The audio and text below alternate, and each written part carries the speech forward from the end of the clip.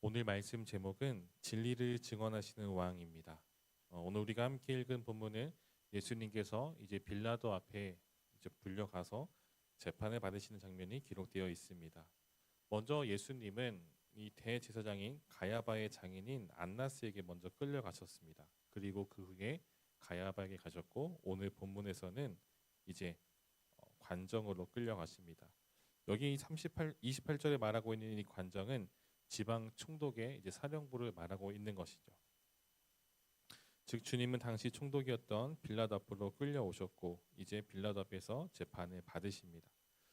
저는 오늘 이 본문을 묵상하면서 크게 이제 세 가지로 나누어서 한번 좀 생각을 해보았습니다. 첫 번째는 책임을 전가하는 이제 이들의 모습을 볼 수가 있습니다. 유대인들은 예수님을 빌라도 앞으로 끌고 옵니다. 그리고 빌라도에게 요구하죠. 이 사람은 행악자이니까 이제 그에 걸맞는 처벌을 내려주십시오라는 요구를 하게 됩니다. 이에 빌라도는 말합니다. 이 사람은 유대인이니까 너희 끌고 가서 너희 법대로 재판해라 라고 말합니다. 그래서 유대인들은 다시 말합니다. 우리에게는 사람을 죽일 수 있는 권한이 없으니 그 권한을 가지고 있는 총독 빌라도 당신이 그 사람에게 그에 합당한 벌을 주소서라고 말합니다.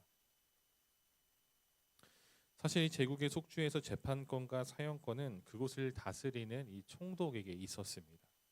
총독은 황제에게 권한을 위임받은 사람으로서 황제의 이름을 대신하여 이제 사람들을 재판하고 그에 걸맞는 형벌, 심지어는 사형을 내릴 수 있는 그 권한까지도 가지고 있었습니다. 예수님을 끌고 온 이들은 이 사실을 알고 있었고 그래서 빌라도에게 데려온 것이죠. 하지만 빌라도가 이 사람들에게 유대인들에게 너희 법대로 재판하라라고 말하는 것을 보면은 꼭 이 사형의 권한이 빌라도에게만 있었던 것은 아닌 것 같습니다. 우리가 성경을 통해서도 알 수가 있죠. 가늠하다가 붙잡힌 그 여인이 돌로 쳐 죽임을 당하기 직전에 주님께서 오셔가지고 너희 중에 죄 없는 자가 돌로 먼저 치라고 말씀하신 그 장면도 기억나실 겁니다. 또한 사도행전을 보게 되면은 이 스데반 집사가 이 공회로 끌려와서 또 마찬가지로 예수님처럼 이렇게 신문을 하고 또 종교 재판 후에 돌로 쳐서 죽임을 당한 사건도 기억하실 겁니다. 즉 오늘이 서로에게 어떤 이 빌라도 당신이 이 사람을 처벌해라, 아니다 유대인들인 너희 법대로 이 사람을 처벌해라라고 말하는 것은 참으로 아이러니한 모습입니다. 서로가 무언가 이 최종 결정하는 것을 떠넘기고 있는 것이죠. 그러니까 서로 책임을 지지 않기 위해서 애를 쓰고 있는 모습을 보이고 있습니다. 이들은 왜 각자에게 어떤 그러한 권한과 그렇게 할 수 있는 일을 할 수 있는 이 능력을 가졌음에도 왜 이런 일을 하고 있는 것일까요? 이 당시 예수님은 유대 사회에서 엄청난 영향력을 끼치고 있었습니다. 문제는 그 영향력이 시간이 지나면 지날수록 점점 더 커져가고 있었다라는 거죠. 당시 기득권을 가지고 있어도 이 종교 지도자들의 입장에서 보면은 이대로 두면 그들이 정말 유지하고 있었던 그들의 사회가 무너질 위기에 처해 있었습니다. 그래서 이 세력이 더 커지기 전에 견제하고 제거해야 할 필요를 느끼게 된 것이죠. 빌라도는 어떨까요? 이 밤중에 일어난 이 소동은 빌라도 또한 이미 알고 있었을 것입니다. 왜냐하면 이 겟세마네에서 예수님을 사로잡을 때에 그의 군대도 로마의 군들도 그 현장에 출동했었기 때문이죠. 아마 모든 것은 실시간으로 이 총독인 빌라도 앞으로 보고가 되었을 것입니다. 그렇지만 빌라도가 예수님을 처벌하는 것을 주저하는 이유는 바로 이 종교 지도자들과 같은 이유일 것입니다. 그러니까 예수라는 자를 처형한다는 것은 처벌한다는 것은 그에게도 엄청난 이 대가를 지불해야 되는 것이죠. 그러니까 민심을 잃는다라는 거예요. 더군다나 지금 이 사건이 일어나고 있는 기간은 언제입니까? 바로 유월절 기간입니다. 수많은 사람들이 유월절에 이 규례를 지키고 절기를 지키기 위해서 예루살렘으로 모여 있습니다. 그러니까 수많은 사람들이 따르고 있는 이 예수라는 사람을 제거한다라는 것은 말 그대로 뭐 빌라도나 혹은 뭐 제사장들, 뭐 바리새인들, 서기관들 이 모든 사람들에게 역풍을 맞는 것입니다. 그렇게 종교 지도자들과 이 빌라도는 서로에게 책임을 전가하는 모습을 지금 보이고 있는 거예요. 피해를 받지 않으면서도 각자가 원하는 이 최상의 이익을 추구하려는 모습. 여러분, 어쩌면 이 모습은 이 세상의 모습을 단편적으로 보여주고 있는 것 같습니다. 복음을 알지 못하는 세상의 모습이 바로 이러하다라는 거죠. 끝없이 이익을 추구하는 모습. 점점 더 시간이 지나면 지날수록 그 이익을 추구하다 보면은 어느새 괴물로 변해가는 모습이 세상의 모습이라는 겁니다. 여러분, 우리는 우리가 살고 있는 이 세상이 어떤 곳인지를 분명히 기억해야 합니다. 그리고 우리 또한 그 세상을 살아가는 동안에 세상 사람과 똑같은 모습으로 그 모습에 물들어가고 있지 않은지 경계하는 모습이 필요합니다. 두 번째로 생각해 볼 것은 바로 이 제한이 없으신 하나님의 모습입니다.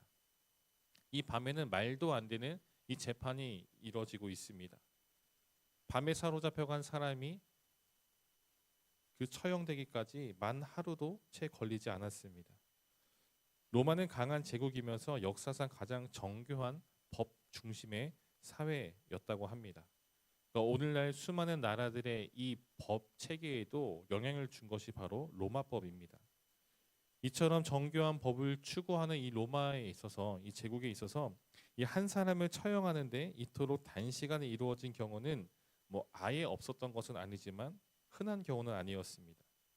더구나 예수님처럼 한밤중에 사로잡혀서 다음날 낮에 사형 집행이 이루어진 경우는 더더욱 흔치 않았습니다.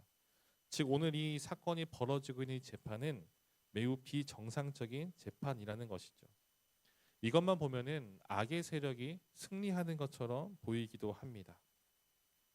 하지만 32절 말씀에 보면은 이것마저도 하나님의 말씀을 응하게 하려 하심이다라고 기록을 하고 있습니다.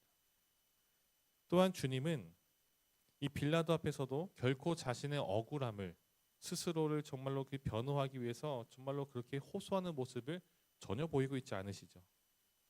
왜냐하면 이 재판을 통해서 십자가형이 선고되기 때문입니다. 주님은 이미 이 잡히시기 전부터 잡히고 난 이후에 또 신문을 거쳐서 십자가를 향해 갈 것이라는 것을 누구보다 잘 알고 계셨습니다. 하나님은 악인을 통해서도 그리고 이처럼 행해지는 이 졸속 재판을 통해서도 하나님의 뜻을 이루어 가십니다. 즉 하나님의 능력에는 제한이 없다라는 것이죠. 때론 우리는 우리의 눈에 보일 때 선한 사람들을 통해서 혹은 좋은 상황과 여건이 그것을 통해서 일이 잘 풀리는 것이 하나님의 일하심이라고 생각할 때가 있습니다. 그렇죠? 그러한 것도 분명히 하나님께서 일하시는 방법이시고 일입니다. 하지만 중요한 것은 꼭 그런 것만은 아니라는 것이죠. 우리의 생각에 악한 사람도 혹은 좋지 않은 그런 나쁜 상황도 하나님은 사용하신다라는 거예요. 성경을 보면은 이방의 나라와 족속이 하나님께 쓰임 받는 일도 있었습니다. 내 눈에 보기 좋은 것만이 일이 술술 풀리는 것만이 하나님의 역사가 아니라는 거예요. 때로는 악인의 활개치는 것도 오늘 이처럼 벌어지고 있는 이 졸속 재판도 하나님의 일이 성취되는 것에 도구로 쓰이기도 한다라는 겁니다. 그러나 우리가 이 모든 상황 가운데 미리 겁을 먹거나 실망하거나 좌절하지 않을 것은 하나님의 능력에는 마찬가지로 제한이 없다라는 것이죠. 결국 모든 것을 통해서 하나님은 일을 이루어 가시고 결국에는 하나님의 영광을 드러내십니다. 우리가 문제만 혹은 상황만 바라보는 것이 아니라 그 너머에 계시는 주님을 볼 수 있는 믿음이 오늘 우리 안에 있기를 소망합니다. 마지막 세 번째로 생각해 볼 것은 이 진리를 깨닫지 못하는 사람들입니다. 빌라도는 이 신문 가운데 주님께 이렇게 묻습니다. 네가 유대인의 왕이냐라고 묻고 있습니다. 왜 이렇게 묻냐면 빌라도는 예수님을 유대인을 이끄는 한 지도자, 한 세력을 이끄는 사람으로 본 것이죠. 빌라도에게 예수의 존재는 자신이 다스리는 유대 지역에서 사람들이 많이 따르는 그런 주요 인물 가운데 한 사람이었습니다. 누가 봐도 예수라는 사람은 유대인이 맞습니다. 그리고 빌라도도 이것을 매우 잘 알고 있었죠. 그런데 예수라는 자가 하는 말이 무엇입니까? 자기의 나라는 이 세상에 속한 것이 아니다라고 말하죠. 그러니까 빌라도의 입장에서 보면은 굉장히 이상한 사람인 거죠. 누가 봐도 유대인이 분명한데 자기의 나라는 이곳에 있지 않다. 이곳에 속해 있지 않다라고 말해요. 빌라도의 입장에서 보면은 이 말은 정말 어이가 없고 좀 이해할 수 없는 부분이지만, 하지만 주님은 빌라도 앞에서 진리를 선포하신 것입니다. 여러분, 주님의 나라는 이 땅에 속해 있지 않습니다. 시간이 지나면 나라가 흥하기도 하고 쇠퇴하는 그런 세상에 속한 나라가 아니라는 거죠. 우리 주님의 나라는 하늘에 속해 있고 이 세상 모든 것을 덮고도 남음이 있는 그 나라라는 것이죠. 하지만 이 진리를 빌라도는 이해하지 못했고 깨닫지 못했습니다. 여러분, 참된 진리는 인간의 생각으로는 이해할 수 없고 깨달을 수가 없습니다. 참된 진리는 성령의 조명하심이 있을 때에 비로소 그 진리를 받아들일 수 있습니다. 여러분, 이를 볼 때는 우리는 얼마나 큰 은혜를 받은 사람들입니까? 그리고 우리는 얼마나 큰 복을 받은 사람들입니까? 오늘 우리는 참된 진리, 영생에 이르는 진리를 알고 있고 또 믿고 있는 사람들입니다. 세상 사람들은 알지 못하는 진리를 오늘 우리에게 허락하시고 그것을 알게 하시고 깨닫게 하시고 그리고 믿게 하시는 그 은혜가 오늘 우리 가운데 있다라는 것입니다.